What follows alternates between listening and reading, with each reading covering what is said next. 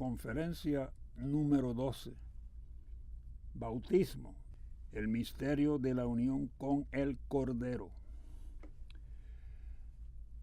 Si no seguimos al Cordero de Dios, si rehusamos obedecer a Jesús, nos exponemos a mucho más que si decidiésemos no hacer caso a Aristóteles o a lo que cualquier otro ser humano nos haya dicho o nos dijese.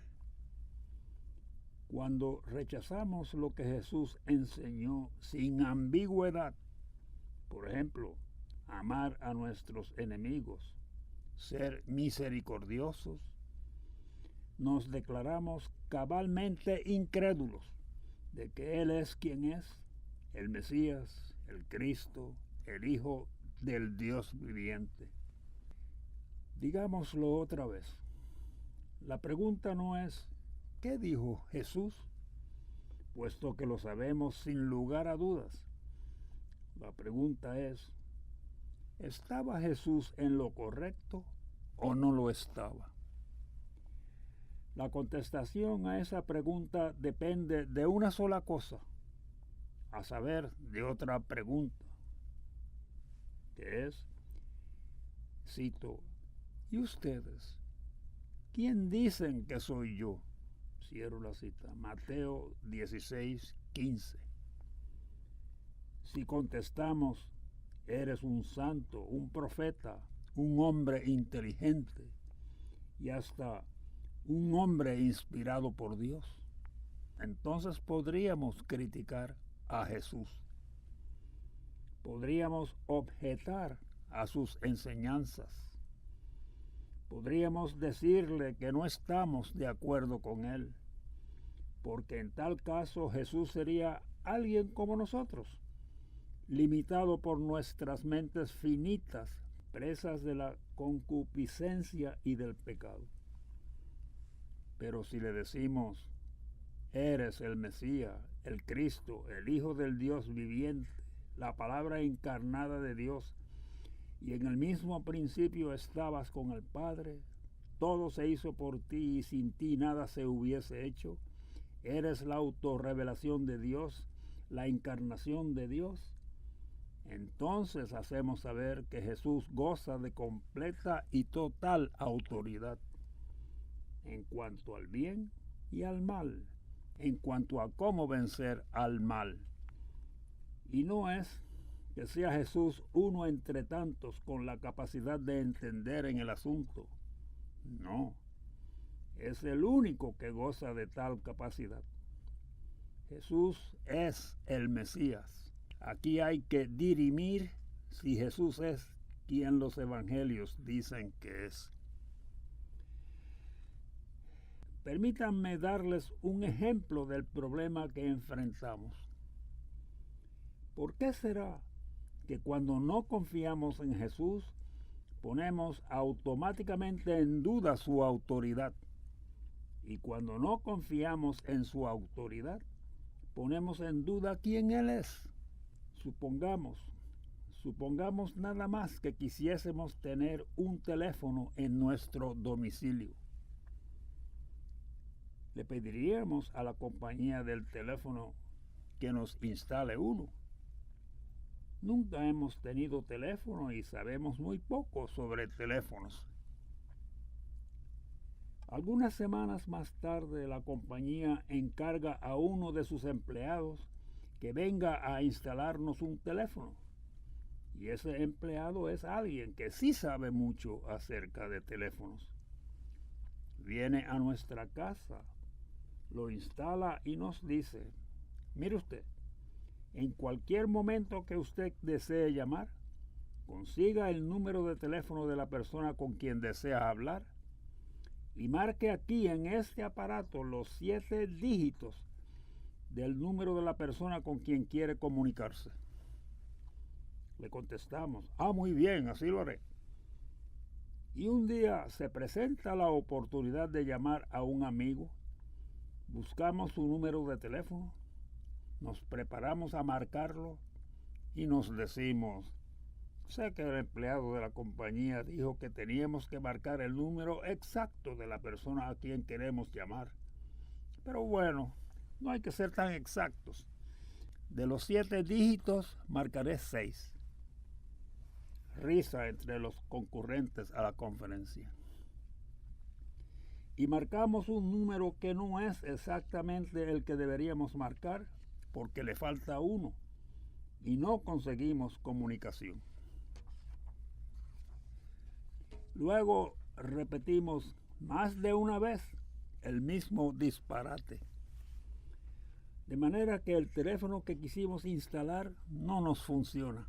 Nos quejamos a la compañía y alguien que atiende a estas quejas nos contesta preguntándonos: ¿marcó usted el número? A lo cual respondemos informándoles: sí, de los 7 dígitos marqué 6. Risa entre los concurrentes. Y el representante de la compañía nos dice: mire usted, soy experto en teléfonos, sé de teléfonos. Usted no sabe de teléfonos, no los entiende. Ahora mismo no puedo explicarle por qué tiene que marcar 7 dígitos, no 6, ni 5, ni 4, 7, en el orden correcto. Pero créame que eso es lo que hay que hacer para llamar por teléfono a quien desee llamar. Y muy orondos y sabiondos replicamos: ¡qué hombre! Déjese de bromas. Me habla como si fuese usted un purista. Risa entre los concurrentes. Y el empleado insiste: No. Le estoy diciendo que para llamar por teléfono lo tiene que hacer de esta manera. Y de esta manera nada más.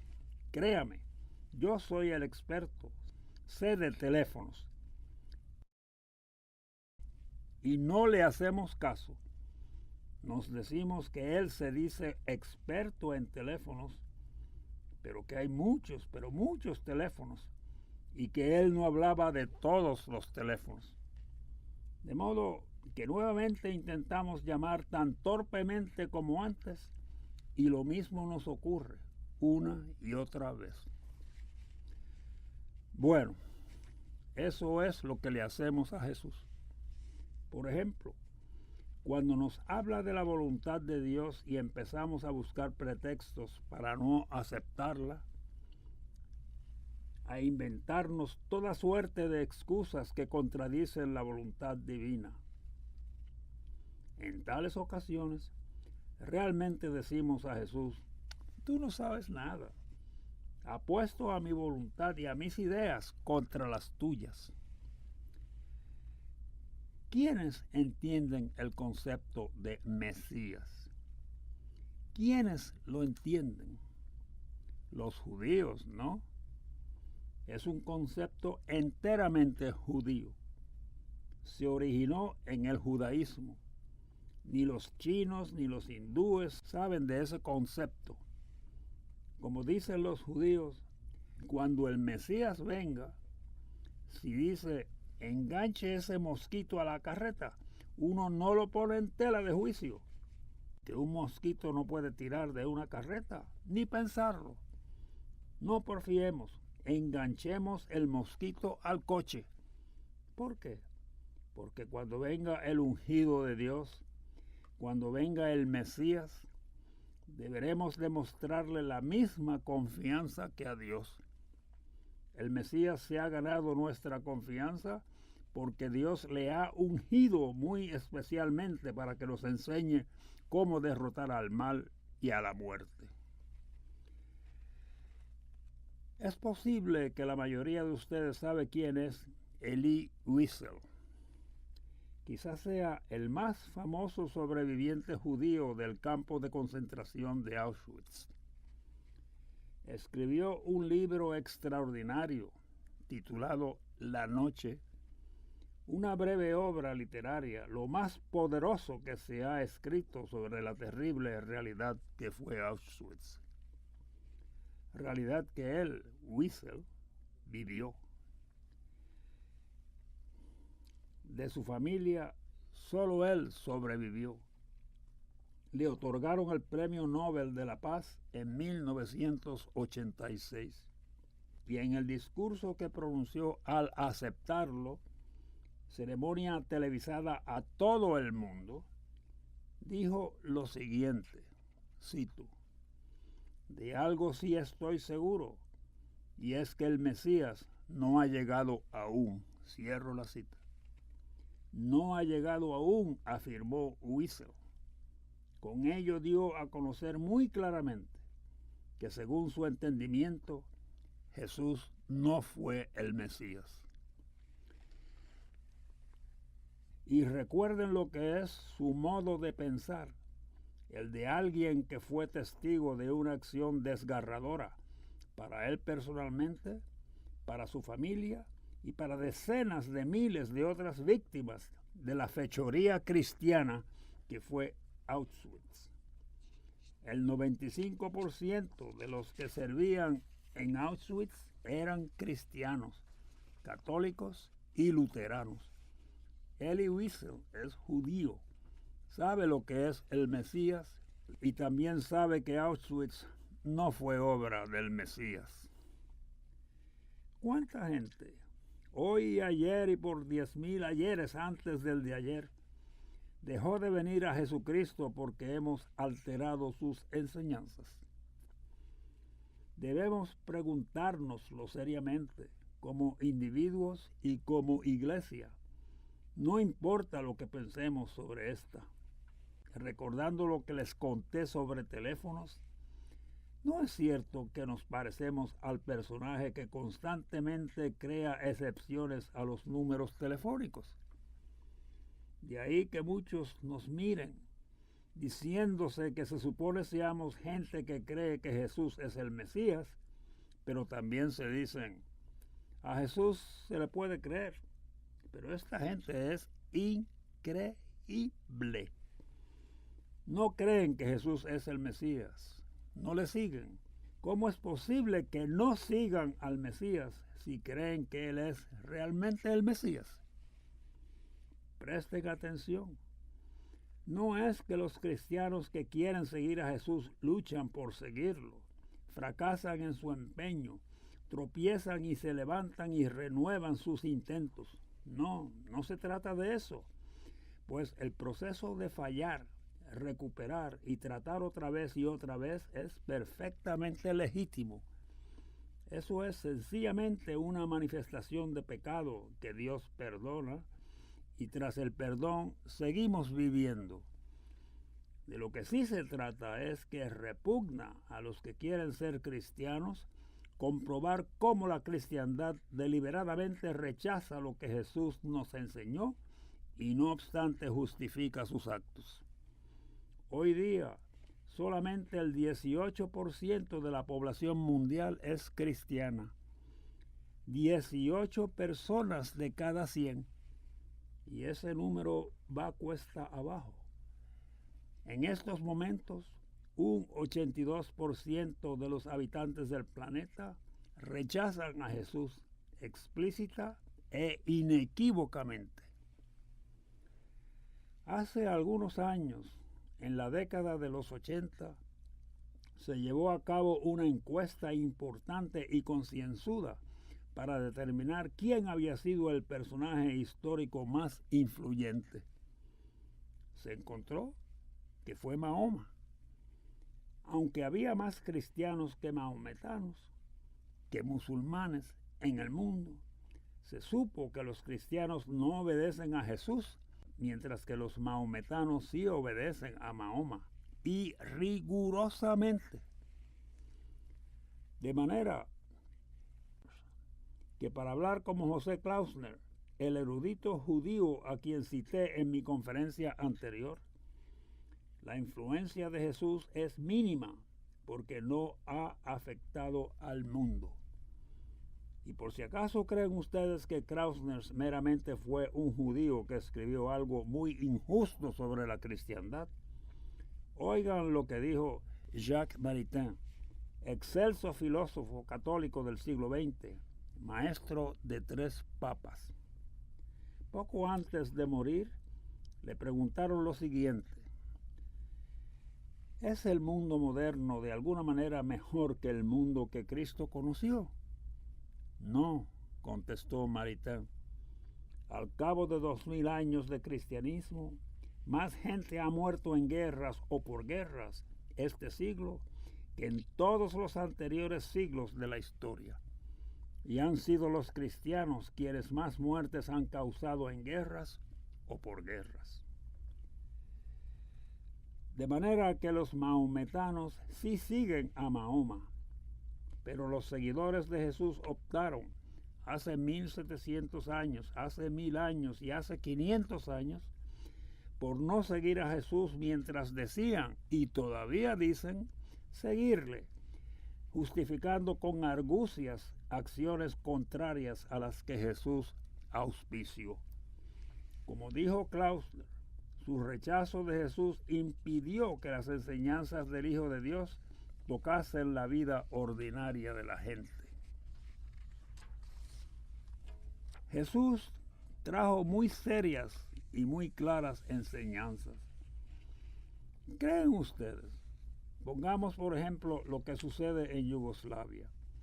¿Creen ustedes que los que no son cristianos, el 82% de la población mundial que no es cristiana, están conformes con lo que está ocurriendo en ese país? Croatas católicos haciendo una carnicería de los serbios ortodoxos. Y el mundo está muy consciente de que no es algo que empezó en 1990. Esto comenzó hace 500 años y nunca ha parado. Y los que no son cristianos, alertas a lo que sucede, exclaman y se preguntan, cielos, ¿es esto el cristianismo? Si Cristo es el Redentor, preguntan los judíos, ¿por qué no está más redimido el mundo? ¿No es cierto que dan en el clavo cuando eso preguntan a los cristianos? Los judíos saben cómo debe ser el mundo una vez llegue el Mesías. Se supone que todo cambie cuando eso ocurra. Pero ¿por qué no está más redimido el mundo 2000 años después de que Jesús viviese entre nosotros? A eso contestamos, muy sueltos de lengua, con alguna variante del famoso dicho de G.K. Chesterton. Cito, no es que los cristianos intentasen y fracasasen, es que descubrieron que el cristianismo es muy difícil y por lo tanto no lo intentaron. Ja, ja, ja, ja, ja. Puede ser que eso caiga bien, que suene muy gracioso cuando se dice por televisión. En un medio ambiente laico puede que sí, pero no a los judíos. Los judíos saben que decir que el Mesías vino pero no le hicimos caso, ja, ja, ja, ja, porque sus enseñanzas son muy difíciles, ja, ja, ja, ja, ja, es una blasfemia enorme y no les hace ninguna gracia. Lo que les digo es que cuando Klausner, en aquel libro suyo que cité en mi conferencia anterior, escribió, cito, Jesús ha dejado intacto el curso de la vida ordinaria, malvada, cruel, pagana, su exaltada idea ética relegada a un libro que a lo sumo se ha convertido en posesión monástica y de eremitas, de personas que viven apartadas del cauce de la vida ordinaria. El judaísmo, en tanto que único y suficiente código nacional de enseñanza, no podía de ninguna manera estar de acuerdo con Jesús.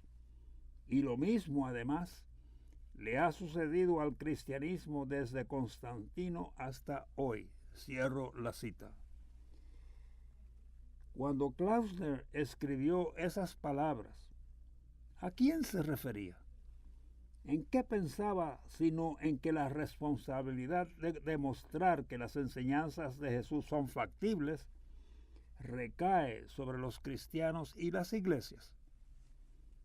A cada uno de nosotros se nos ha criado de manera que no hagamos caso a las enseñanzas de Jesús, que las desatendamos precisamente aquellas que se oponen a nuestra cultura.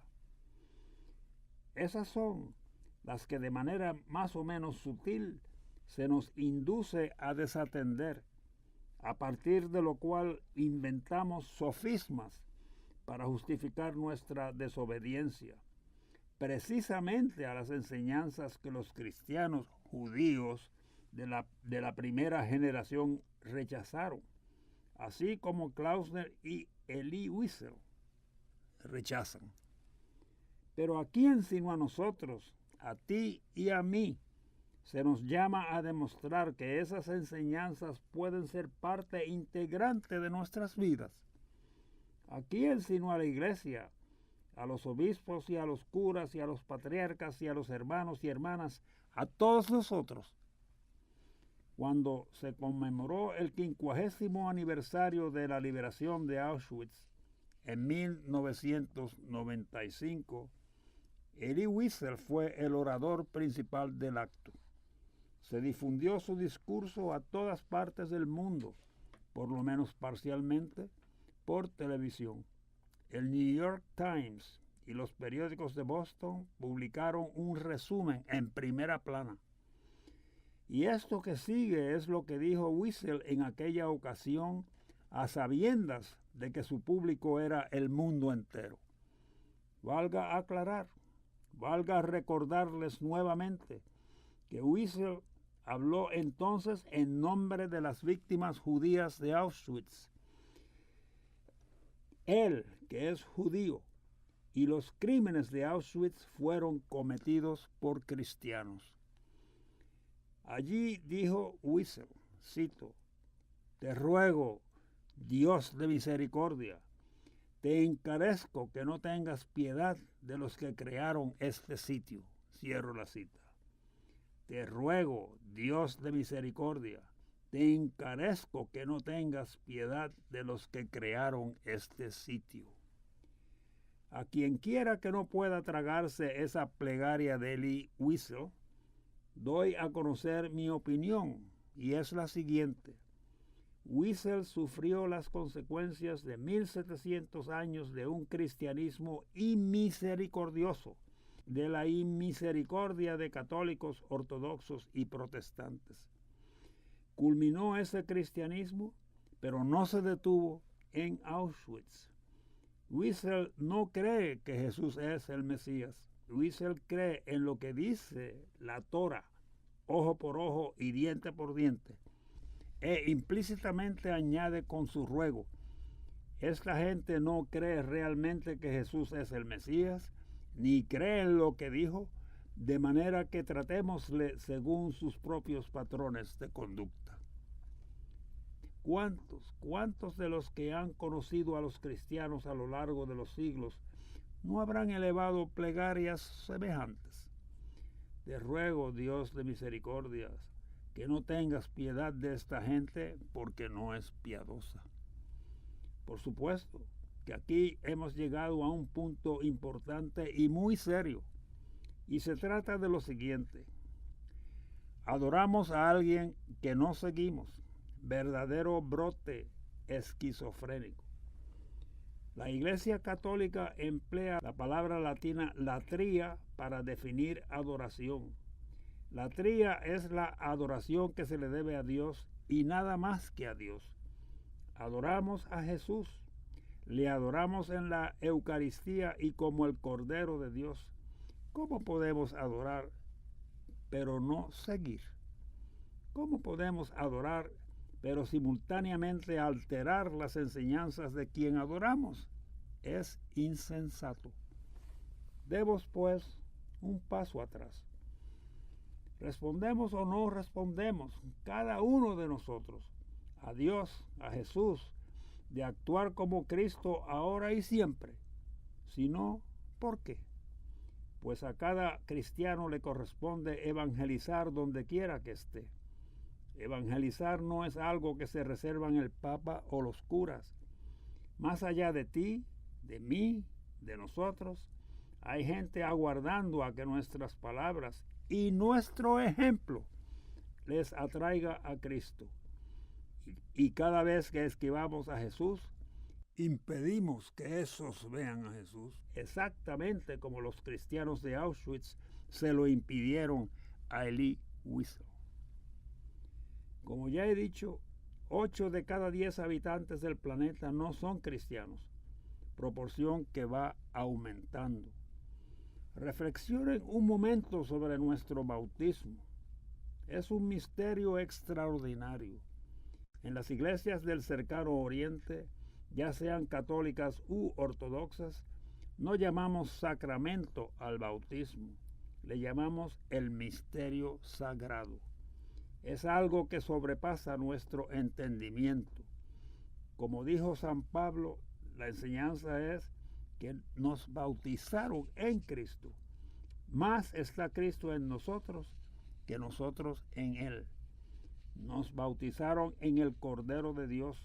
Nos bautizaron en el siervo sufriente del Antiguo Testamento.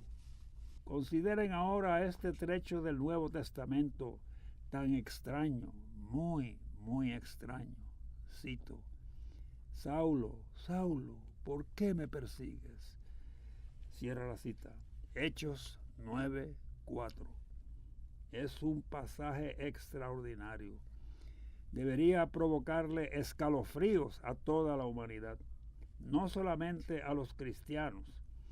Recordemos la historia que se encuentra tres veces en el Nuevo Testamento. Saúl o Saulo, es decir, Pablo, es un fanático religioso sanguinario.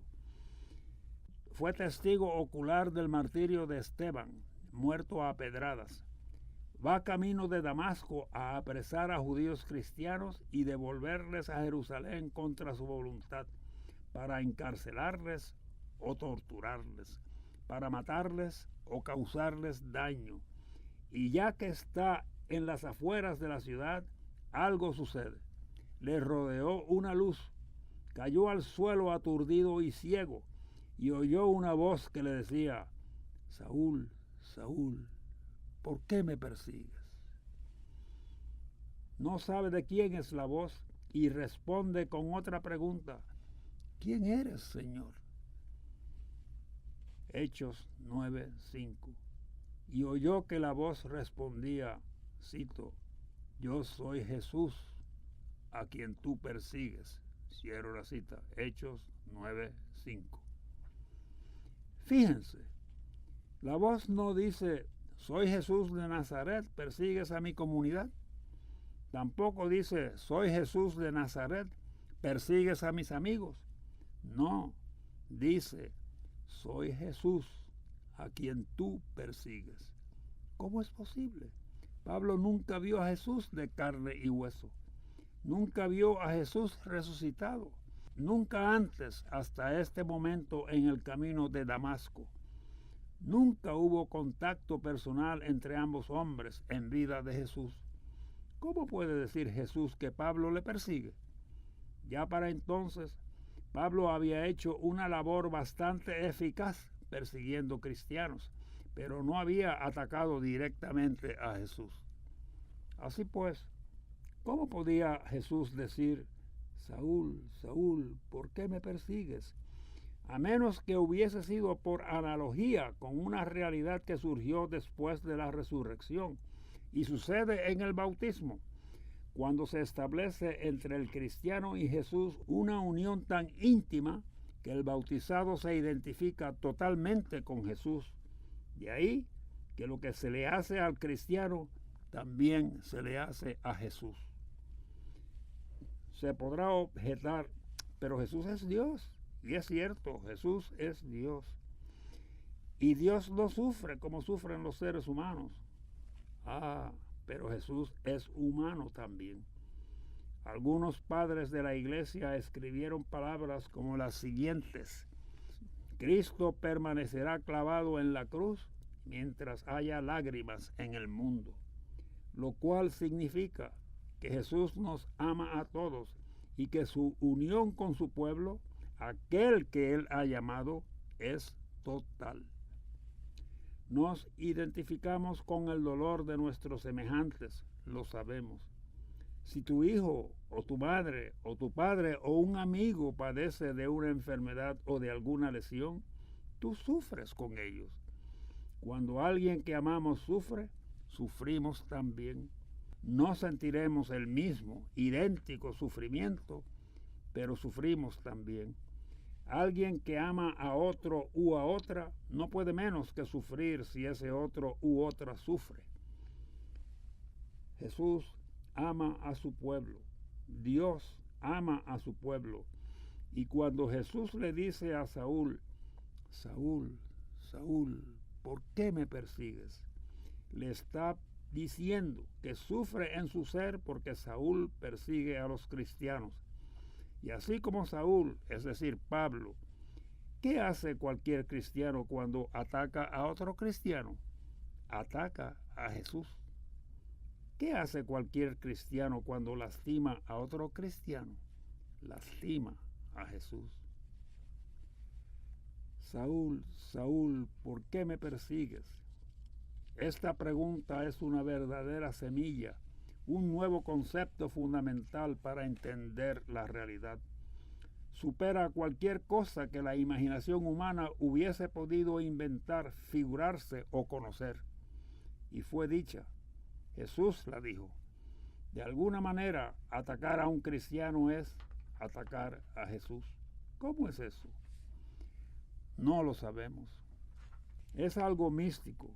Místico, la palabra griega para escondido, y está en el Nuevo Testamento y nos abre a un nuevo entendimiento de que hay una realidad diferente a lo que percibimos alrededor.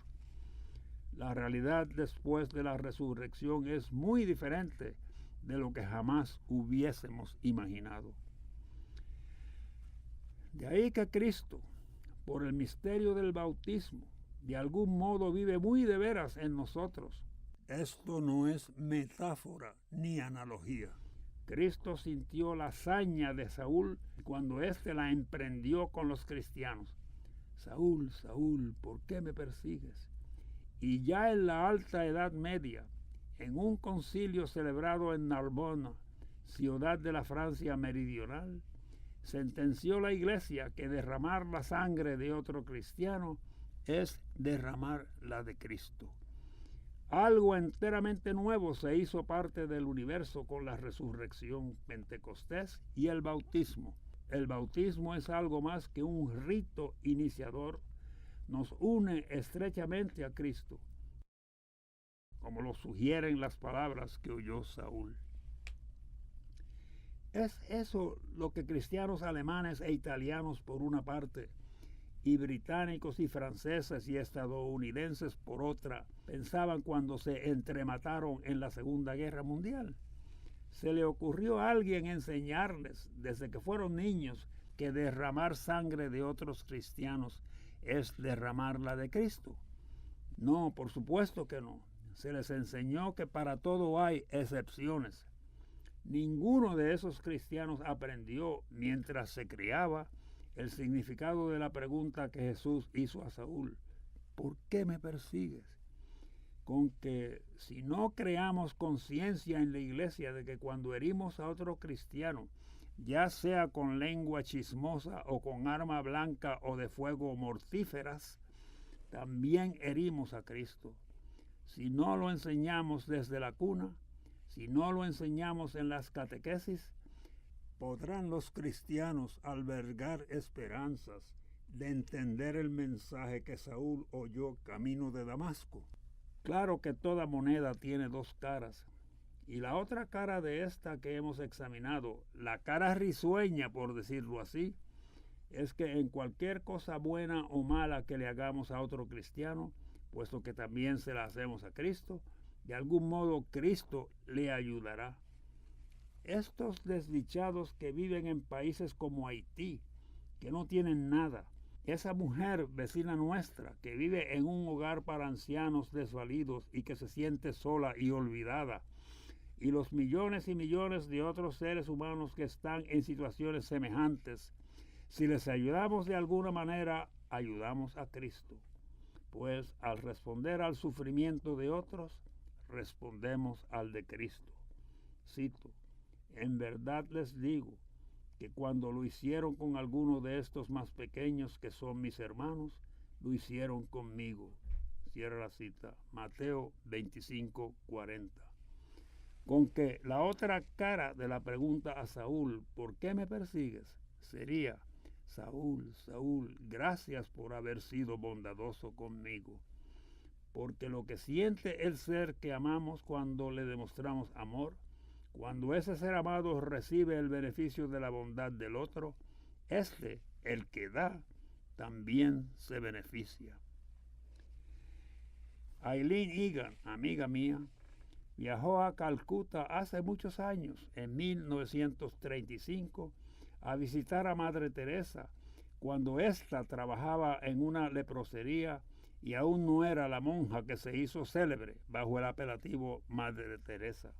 Dijo Eileen en público que el lugar apestaba intensamente. Madre Teresa había recogido a aquellos leprosos en las calles, gente enferma que vivía en pésimas condiciones y que se encontraba en distintos estadios de su dolencia. Y contó a Eileen que uno de los leprosos, débil, tendido en un catre, quiso que ella le diese la mano. Con franqueza y honradez, y también avergonzada, aunque disimulando en lo posible su asco, confesó a Eileen que el gesto del enfermo, porque padecía de lepra, le horrorizó y no pudo darle la mano. Cuando recobró los sentidos, Eileen le preguntó a Madre Teresa cómo podía estar ella, Teresa, en medio de tanta podredumbre, pues Madre Teresa hacía mucho más que estrechar manos. Llevaba años cuidando leprosos, tocándolos, alimentándolos, aseándolos. ¿Cómo, se preguntaba Eileen, podía Madre Teresa soportarlo?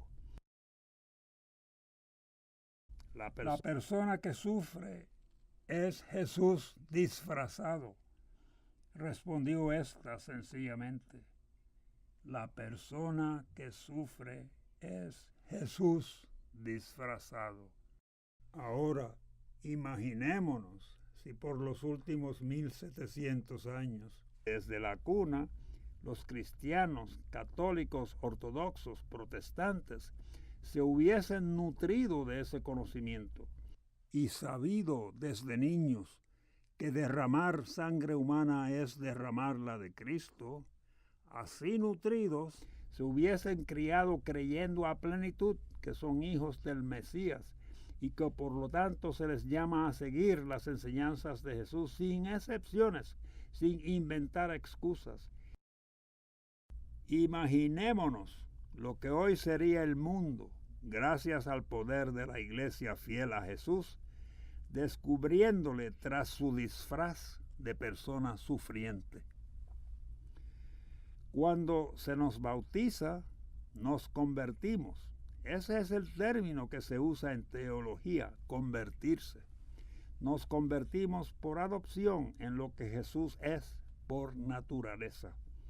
Nos convertimos en hijos del Padre.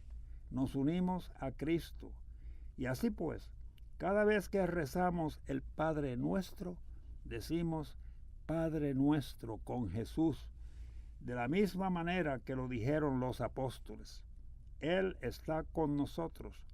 Decir que Él está con nosotros cuando oramos significa en la práctica que nos acercamos a la oración como si fuésemos niños.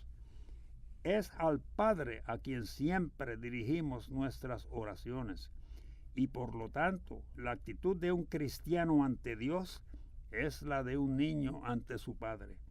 Dios es nuestro Padre, nuestro Creador. Nos postramos ante Él como Jesús se postró porque hemos sido bautizados. Y como a niños, Jesús nos dice que debemos orar con perseverancia y dedicación. De hecho, Jesús dijo, cito, en verdad les digo, todo lo que pidan al Padre en mi nombre, Él se lo dará. Juan 16:23. He aquí otra máxima de Jesús que no queremos examinar cuidadosamente. ¿Cuántas veces hemos orado y nada se nos ha concedido? Pero Jesús no dijo que bastaría con orar para que se nos concediese nuestra petición. Dijo lo que acabamos de citar. todo lo que pidan al Padre en mi nombre, Él se lo dará. ¿Es eso mentira o entendemos mal? ¿Qué significa orar en nombre de Jesús? A ver, ¿qué significa recoger dinero para el movimiento por el derecho a la vida, el movimiento en contra del aborto? Quiere decir que recogemos dinero para ayudarle porque de algún modo nos identificamos con él, porque de algún modo estamos de acuerdo con sus ideas y con lo que hace. Eso es lo que significa recoger dinero para un movimiento. O si salimos a recoger firmas en favor de algún político, de algún candidato a un puesto público, es porque algo nos une a esa persona. Recogemos firmas para él o ella y en esa actividad les representamos. Sería totalmente erróneo que recogiésemos dinero o firmas en pro de alguna causa y luego se lo entregásemos o se las entregásemos a los defensores de otras causas. Orar en nombre de Jesús es algo parecido.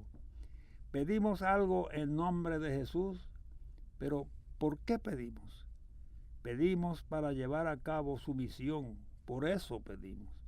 Sea lo que nos anima a pedir, salud, dinero, esto y aquello, no es la cosa en sí. Pedimos en nombre de Jesús para llevar a cabo su misión. Recuerdo, por ejemplo, la famosa historia de uno de los 2 milagros atribuidos a Santa Teresa de Lisieux y que se adujeron en Roma para respaldar su canonización.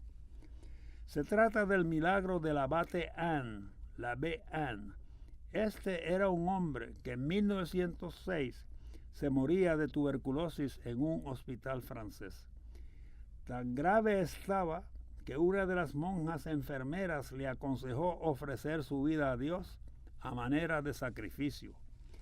Respondió el abate que él tenía guardada una reliquia de Teresa, como si pensase darla en prenda de oblación, pero enseguida añadió, no, y dijo lo siguiente, estas son las palabras exactas que pronunció.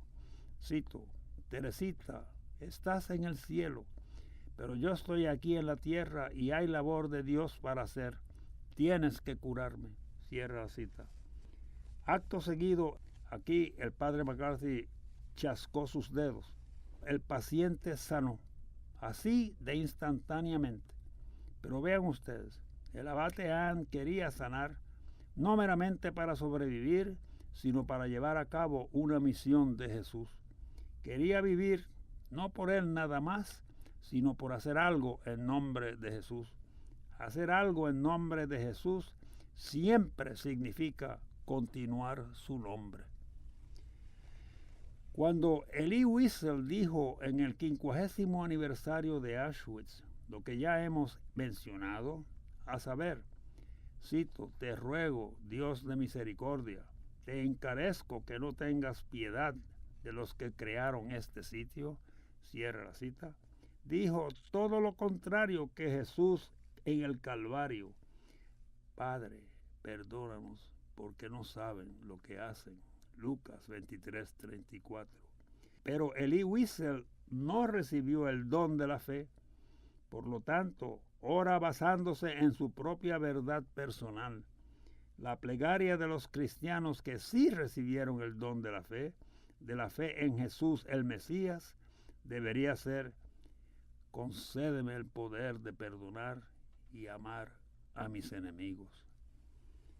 ¿Cuándo fue la última vez que ustedes oyeron en la misa una oración explícita sobre el poder que tenemos para amar a nuestros enemigos? Además de cumplir su misión, Jesús puede ofrecernos, darnos poder, pero no oramos porque nos conceda ese poder. ¿Cuándo rezaron ustedes vuestra más reciente oración pidiéndole a Dios que les conceda poder para amar a vuestros enemigos? ¿Cuándo fue la última vez que oraron por el poder de observar el nuevo mandamiento de que amemos como Él, Jesús, amó? En el capítulo 15, versículo 7 del Evangelio de Juan, leemos lo siguiente, cito, Si se quedan en mí y mis palabras permanecen en ustedes, todo lo que deseen lo pedirán y se les concederá. Cierra la cita. ¿Cómo se queda uno en Jesús? En primer lugar, permanecemos en Jesús desde un principio mediante el bautismo. Somos hijos adoptivos de Dios. Nos quedamos en Jesús desde el bautismo. Y quedarse en Jesús significa unirse a Jesús. También nos quedamos en Jesús mediante el amor. ¿No es cierto? ¿Acaso no nos quedamos en otra gente porque les amamos? ¿No nos unimos a otros de manera más y más honda gracias al amor? El amor nos hace ser más parte de ellos y a ellos más parte de nosotros. El amor por Jesús nos hace estar en Él. ¿Y qué nos dice Jesús? Nos dice, cito, si ustedes me aman, guardarán mis mandamientos. Cierra la cita, Juan 14:15. Y nos da sus mandamientos. Cito, pero yo les digo, amen a sus enemigos y recen por sus perseguidores. Cierro la cita, Mateo 5:44. Seamos como el Cordero, quedémonos en Jesús, guardando sus mandamientos. También permanecemos en Jesús imitándole, ¿no? Cuando imitamos, nos unimos a quien imitamos. Jesús dijo, cito, mi mandamiento es este, ámense unos con otros, como yo los he amado. Cierra la cita, Juan 15:12. Nos quedamos en Jesús imitándole. De manera que permanecemos en Jesús por el bautismo y amándole y guardando sus mandamientos. Si ustedes me aman, guardarán mis mandamientos. E imitándole también, ámense unos con otros. Y hay más. Tan bondadoso es Jesús que nos quedamos en Él si nos arrepentimos. Permanecer en Jesús por el arrepentimiento. Pecamos, sí, pecamos. Y cuando pecamos nos apartamos de, no nos quedamos en Dios, en Jesús. Sin embargo, Jesús ya ha dispuesto el perdón para salvarnos. Jesús mismo enseñó que mucho ama a aquel a quien mucho se le perdona. ¿Recuerdan? Si el peor de los pecadores regresa a Jesús, se le perdona, con lo que cambia toda la situación. Y el mismo pecado de ese pecador puede servir para quedar hondamente en Jesús por amor. Aquel a quien mucho se le perdona, mucho ama. Cito, sus numerosos pecados le quedan perdonados por el mucho amor que demostró. Cierra la cita. Lucas 7:44-47. También nos quedamos en Jesús cuando comulgamos. Cito, quien consume mi carne y bebe mi sangre, vive en mí y yo en él. Cierra la cita. Juan 6:55-58. Todas estas son maneras de estar en Jesús, de hacer más profunda nuestra vida en Cristo, de fortalecer nuestra unión con Él. Es como si contrajésemos matrimonio. Nos podemos casar, pero si la pareja ha de ser o no ser unida, si su unión ha de ser honda y duradera, depende de lo que marido y mujer hagan en lo sucesivo para consolidar su relación. Se casaron, sí, pero ¿cuánto queda por delante en términos de voluntad y de vida? Por último, nos quedamos en Jesús mediante la misericordia. Cito, en verdad les digo que cuando lo hicieron con alguno de estos más pequeños, que son mis hermanos, lo hicieron conmigo. Mateo, cuando nos acercamos a otro y vemos que ese otro sufre, que es el siervo sufriente, o como dijo Madre Teresa, Jesús disfrazado. Cuando vemos que el Cristo herido es Jesús, a quien se le persigue. Si sufrimos por cualquier cosa, se estrechan nuestros lazos con los que nos ayudan. De manera que permanecemos en Cristo por 6 conductos diferentes: el bautismo, el amor, la lealtad a sus mandamientos, la imitación, el arrepentimiento, la comunión y la misericordia. Y así pues, si nos quedásemos en Cristo de tales modos, si nos esforzásemos por cumplirlos, y si luego rezásemos por algo en nombre de Jesús para obrar como Él, entonces veríamos cuán eficaz es la oración. Pero si orásemos con la intención real de satisfacer más bien nuestros caprichos y nuestro egoísmo, sin parar mientes en el sufrimiento de los demás, no estaríamos prestando atención al Cristo sufriente. En tal caso, no estaríamos orando en nombre de Jesús. De hecho, estaríamos orando por no cumplir con su misión. En su epístola, el apóstol Santiago dice algo que significa lo siguiente. Cito: pides, pero no recibes, porque pides erróneamente para apoyar tus pasiones. Cierra la cita. Santiago 1:5. En nombre de Jesús significa que pides por algo para hacer lo que Jesús quiere que hagas. Así fue como el abate Ana oró. Les he sugerido que es muy importante pedir a Jesús la gracia de vivir como Él nos enseñó a vivir cuando estuvo con nosotros. Y hay que reconocerlo. Por lo general ha sido casi imposible vivir esta vida cristiana, como dijo Klausner. Pero ¿cuánto ha sido consecuencia de que no pedimos diariamente la gracia de vivir como Jesús nos dijo que viviésemos? No nos engañemos. Cuando Jesús nos dio su gran encargo, la de bautizar, sus palabras fueron las siguientes. Cito: por eso vayan y hagan que todos los pueblos sean mis discípulos. Bautícenlos en el nombre del Padre, del Hijo y del Espíritu Santo, y enséñenles a cumplir todo lo que yo les he encomendado. Yo estoy con ustedes todos los días hasta que se termine este mundo. Cierra la cita. Mateo 28, 18, 20.